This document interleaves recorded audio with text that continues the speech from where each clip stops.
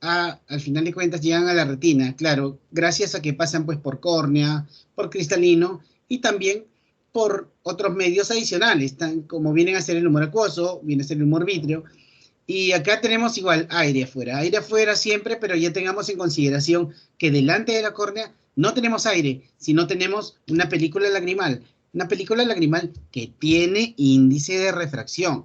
Eso es muy importante, por favor, que ustedes lo entiendan, ya porque y muy aparte, ya a ver, hablemos de un poquito nada más de anatomía, ¿sí? ¿Qué pasaría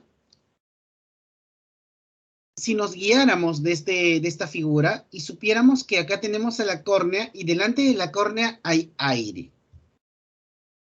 ¿Ya? ¿Cuáles serían las consecuencias? No tendríamos lubricación en la córnea. Exactamente, no tendríamos lubricación. Esa es una de las consecuencias principales.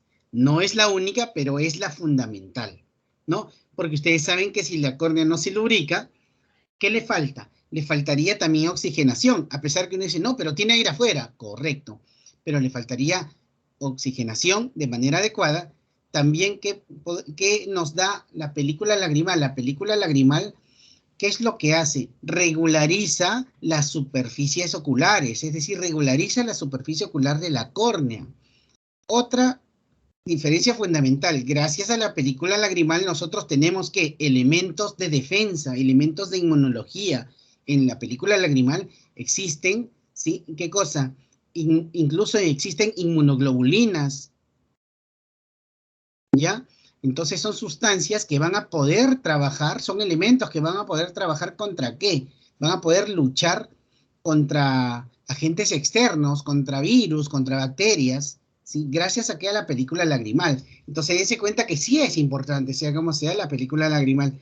Como les dije, vemos un ejemplo así, vemos esta imagen, que es una imagen muy difundida en libros, en páginas web y todo ello, y nosotros pensamos, sí, delante de la córnea que hay, tenemos aire.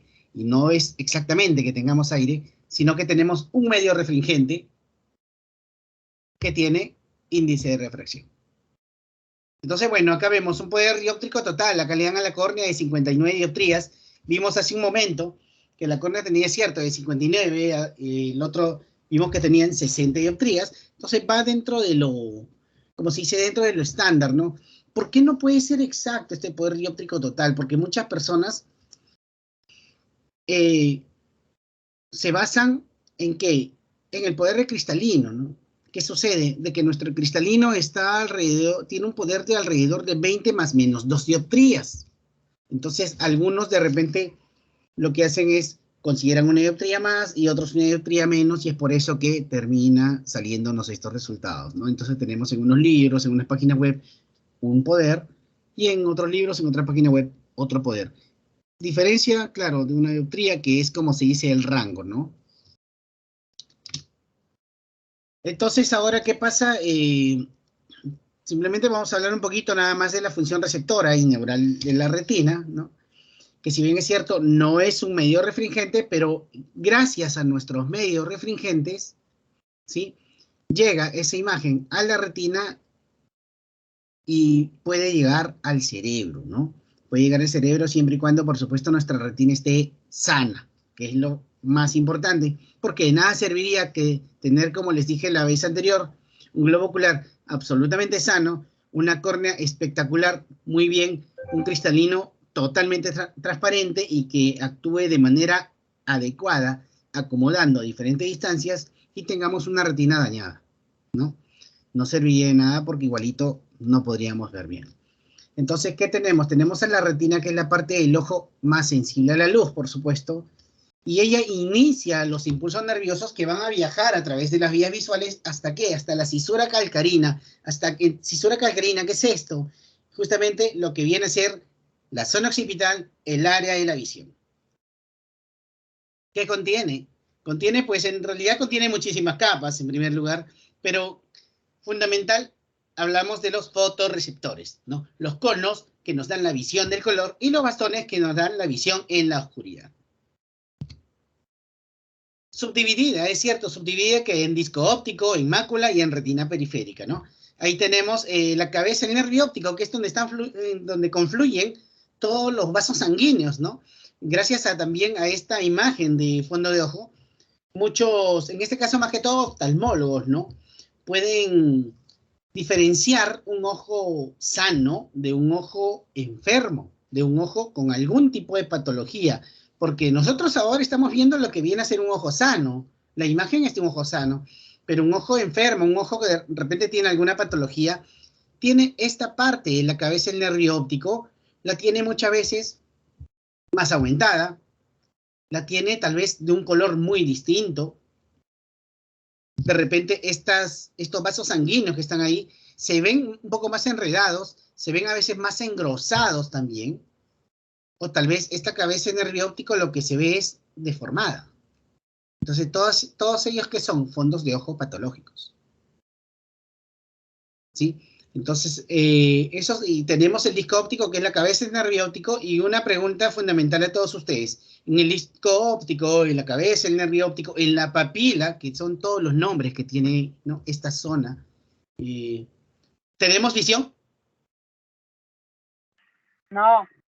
Exacto, no tenemos visión. Sí, recuerden fundamental, recuerden esto, porque si hay otros chicos que me dijeron, sí, claro que sí hay visión, esta es la mejor visión.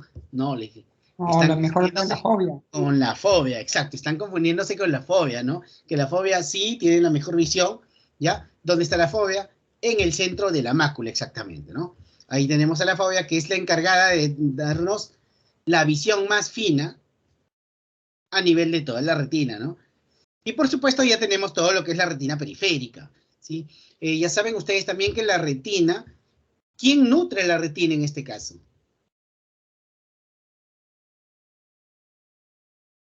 La coroides. Exacto, la coroides, porque la coroides es una capa que está súper, súper llena de ¿qué? De vasos sanguíneos y de oxígeno, de nutrientes, ¿ya? Que es, como se dice, es la que alimenta a la retina. Entonces acá estamos viendo un escotoma fisiológico. Ustedes cuando vayan a hacer de repente en algún momento un examen de campo visual, tal vez les toca en alguna circunstancia de la vida, trabajar pues con un oftalmólogo, trabajar tal vez en una clínica, le dicen, ¿sabes qué? Quiero que me hagas estas campimetrías, los capacitan, por supuesto. Ustedes van a obtener imágenes de este tipo, ¿no? Cuando hacen un campo visual. Y ven acá, en esta imagen de campo visual están viendo, ¿sí? Un punto más negro, ¿no? Una zona un poquito más negra, ¿sí? Acá a la mano izquierda le están viendo. ¿Qué viene a hacer? Ese es el punto ciego. ¿El punto ciego con qué se corresponde? Corresponde con la cabeza del nervio óptico. ¿Ya? Entonces, ¿qué es el escotoma fisiológico? El punto ciego que está provocado por la ausencia de conos y bastones. ¿Dónde? Sobre el disco óptico. Y tenemos claro la fobia, ¿no? Que ya sabemos que es la que nos da pues la mejor visión, la más aguda, la más detallada. Sí, está en el centro de la retina, exactamente donde también en el centro de la mácula, ¿no? Ella se compone casi por completo de conos y contribuye, claro, a la detección en detalles de la imagen visual.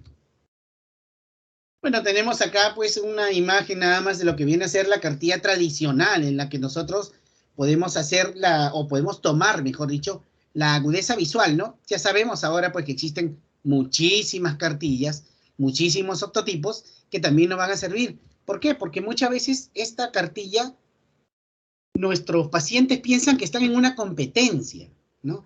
Piensan que de repente saberse las letras significa que son más inteligentes, y no es así. Estas letras no son para hacer saber que uno es más inteligente que el otro.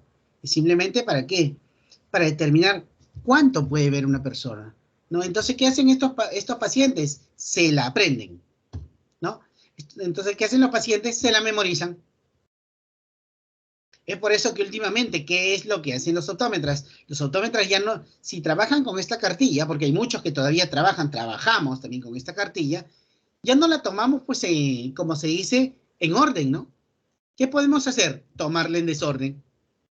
Es decir, señalar las letras de manera desordenada, porque cuando nosotros hacemos el desorden, simplemente la persona que se aprendió, la persona que se memorizó estas letras, pues ya no le va a servir mucho su estrategia. Eso también pueden hacer ustedes de repente en algún momento, ¿no? Que les den esa cartilla para que hagan agudezas. Pueden tomar pues la agudeza en desorden, pero algo fundamental.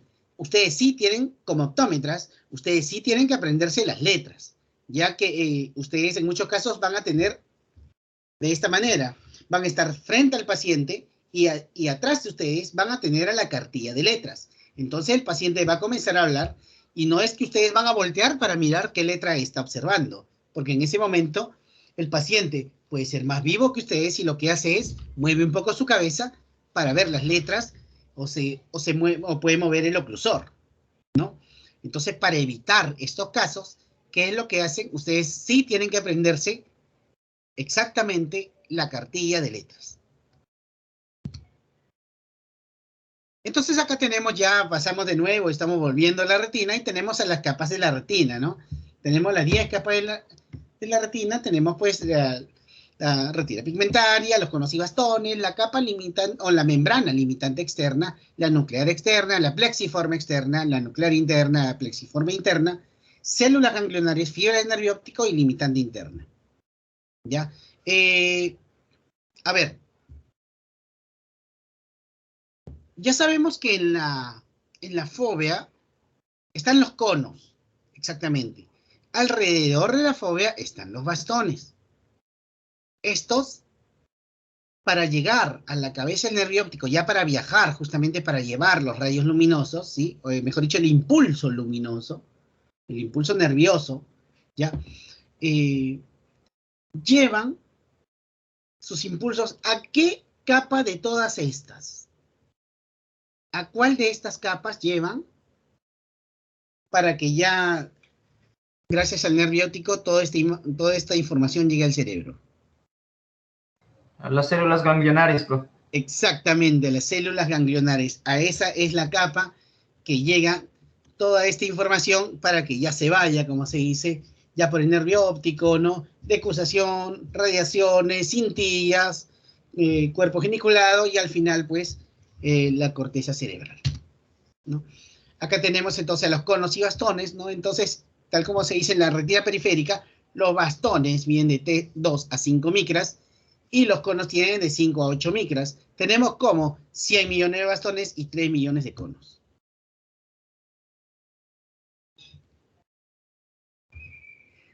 Estos conos y bastones están divididos, sí, en porciones. Tenemos segmento externo, interno, núcleo y el núcleo sináptico. Claro está, ¿por qué sináptico? Porque en realidad, ¿qué son estos? Estas son células nerviosas, ¿no? Y las células nerviosas, ¿qué es lo que hacen? Hacen sinapsis. ¿Por qué? Porque vienen a ser un tipo de ¿qué? De neuronas.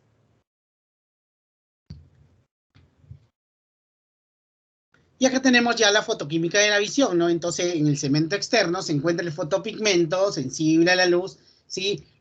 Tenemos pues los conos, son los pigmentos de color, los bastones, están basados en ¿qué? En rodopsina. Los conos, así como los bastones están basados en rodopsina, los conos, bueno, en pigmentos de color, pero están basados en ¿qué? En iodopsina.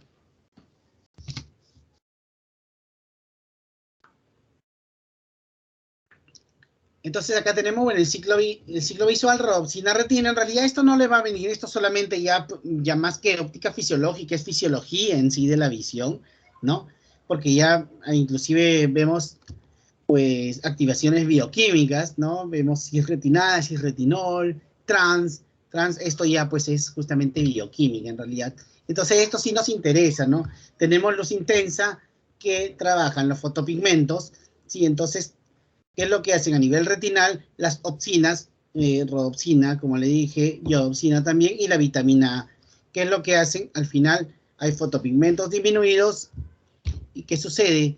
Se genera la sensibilidad a la luz, a la luz disminuida. ¿Cómo nos adaptamos a la oscuridad? Por supuesto, hay oscuridad, igual también hay, digamos, a nivel retinal, las opsinas, y ¿qué hacen? Se aumenta la cantidad de los fotopigmentos. Esta es la visión cromática, tenemos pues conos, por supuesto, sensibles al rojo, o sea, conos para el color en primer lugar, ¿no? Entonces tenemos conos sensibles al rojo, al verde y al azul, ¿no? Ahí tenemos también estos conos con qué longitud de onda trabajan, ¿no? Con qué longitud de onda trabajan cada uno. Esto sí es importante, de repente por ahí que esto les puede venir en el examen, ¿no? Más que todo la longitud de onda y en base al color, ¿no? Más que otra cosa, eso sí. No les voy a tomar pues el eritrolab, el clorolab, eso no. Lo más importante es justamente la longitud de onda, ¿no? En base al color. Igual como les digo, si desean pueden tomar una captura de pantalla, igual esto lo van a tener en unos minutos nada más en su WhatsApp.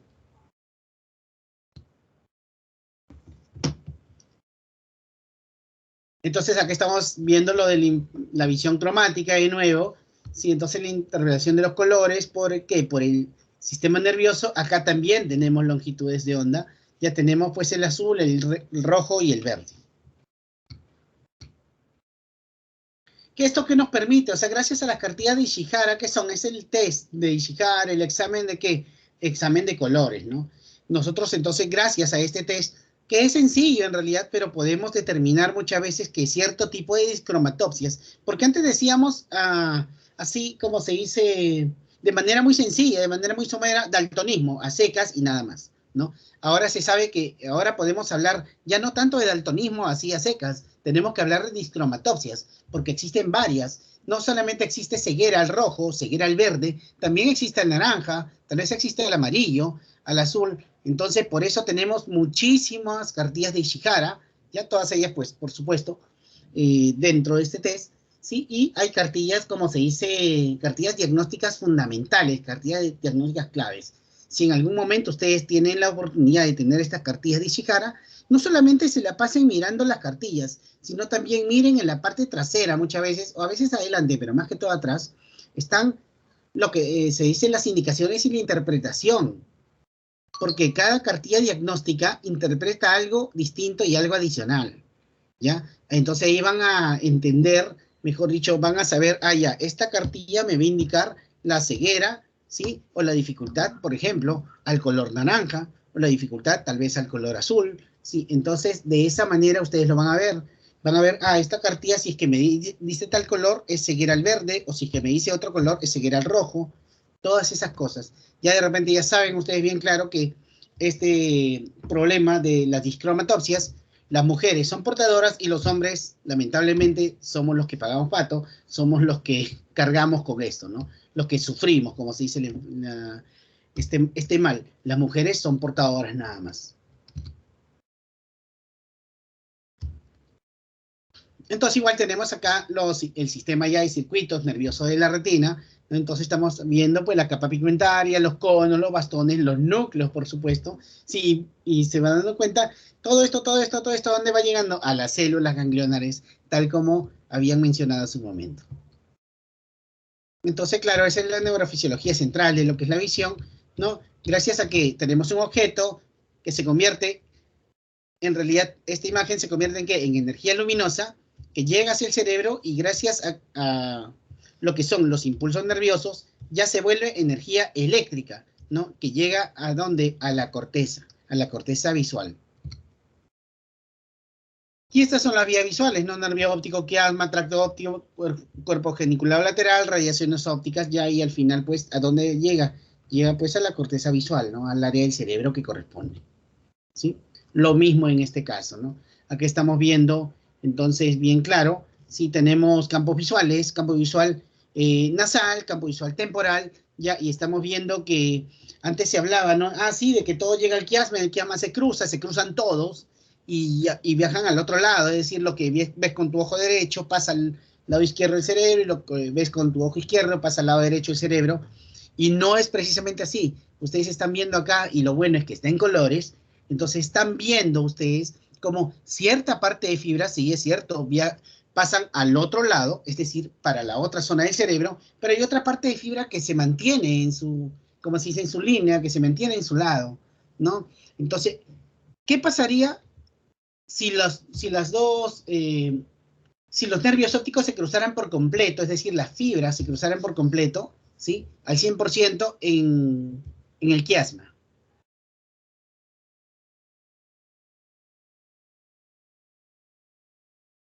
¿Alguien sabe qué pasaría?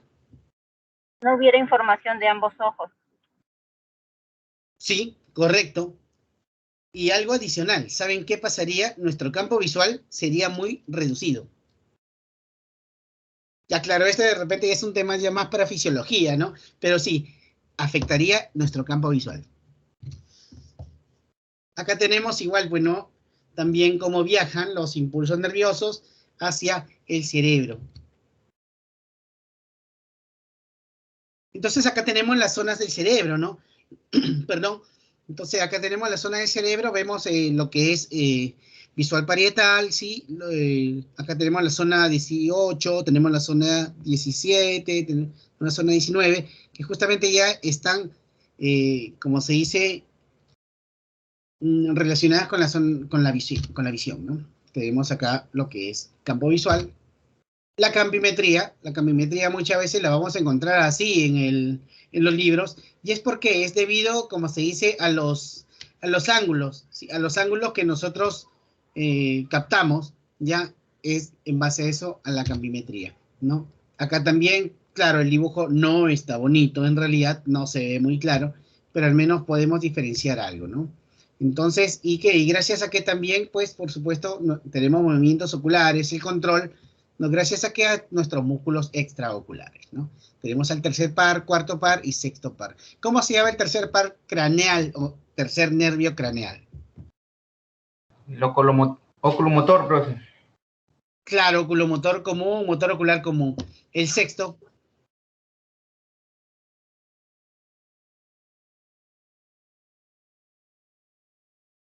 Motor ocular externo. El cuarto le dicen patético. Entonces acá tenemos lo que son las vías visuales. También ya hemos visto, estamos viendo, creo, hasta el cansancio todo esto. Para que lo entendamos bien, ¿no? Para que tengamos una buena base también para para fisiología de la visión, perdón. Entonces eso sería todo por el momento. 7:45 exactamente. Terminamos la clase y ya saben, entonces, el día 6 de agosto estamos dando el examen. Estas diapositivas se van a colocar en el WhatsApp en unos minutos más. Que tengan todos muy buenas noches y muchas gracias por su atención. Gracias, profe. Buenas noches. Que tengan todos buenas noches. Muchas gracias. Hasta la siguiente clase, profe. Hasta la siguiente.